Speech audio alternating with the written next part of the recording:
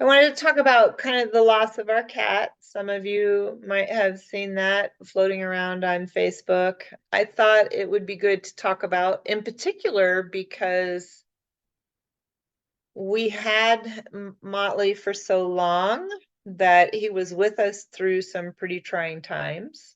He was part of Tiffany and I's Healing, maybe? I don't know. healing. Yeah, because Peacekeeper? yep, yep. I think, oftentimes we grow through our love. I mean, you loved Motley enough to kind of keep trying. I loved Motley enough to keep trying. We loved each other enough to keep trying, it, even though we were really upset with each other for some of those years. I know your other two sisters fought a little bit around Motley, kind of who he belonged to, who he should belong to.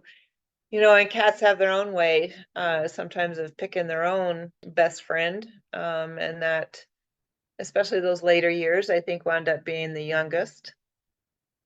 But I think maybe one of the themes that had come up for me was in my Kundalini class, and I do that under the Life Force Academy, and Jai Dave is kind of my guru, but he talks about two wings of a bird.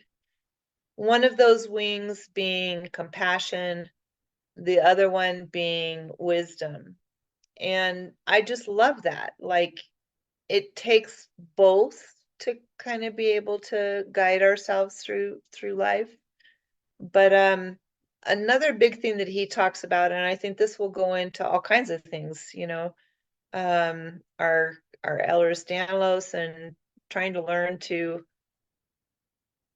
be as stress is a big deal, as it is for everybody, I think, in this century and this time because things are going so fast. But the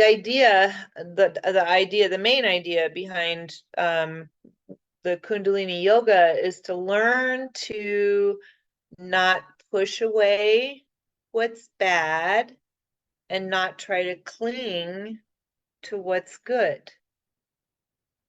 And for me, when Molly passed away, I saw a lot of that happening, the not pushing away and not trying to cling. It's like we we came together in, to me, such a loving way. Um, we were there for each other. We allowed the tears, we allowed the shutting down. One of us kind of shut down for a minute, just kind of wanted to go home and go to bed. I didn't try to force or cling or pry. I tried to kind of, I get it. I get it. When we're in a lot of pain, sometimes that's exactly what we want, is to just totally shut down. So there was no pushing away and there was no trying to make something happen that wasn't meant to be.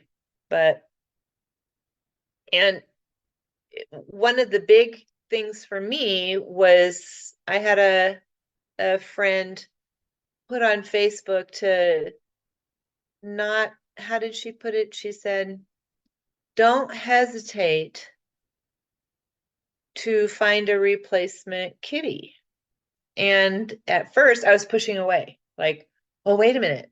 No, I got to make sure there's been enough time to heal. That's not okay. Like I found myself kind of, does that make sense? Resisting. And I'm really big on resistance is futile. but but I thought, why am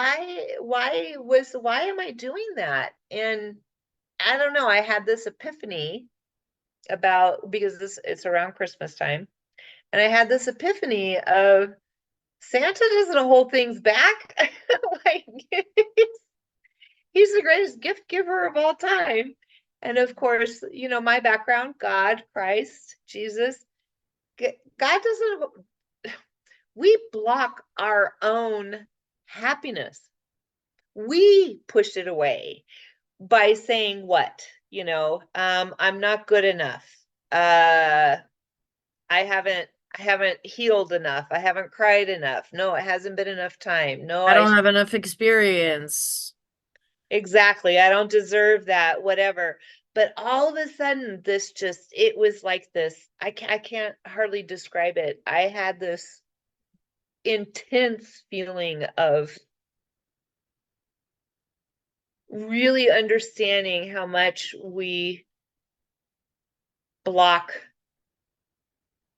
the blessings of God, and that he really does want to bless us. And I was saying it, and to me, one of the things I love about Santa is I see it as a really good dad, like a very benevolent father who really only has our best interest at heart. So I'd like to introduce our newest family member. This is Scotty. And we went ahead and decided we got him the next day. So I just wanted to share that about, and ask what gifts are you not allowing yourself, that you're not allowing to come into your life because of whatever reason, and what that reason might be. So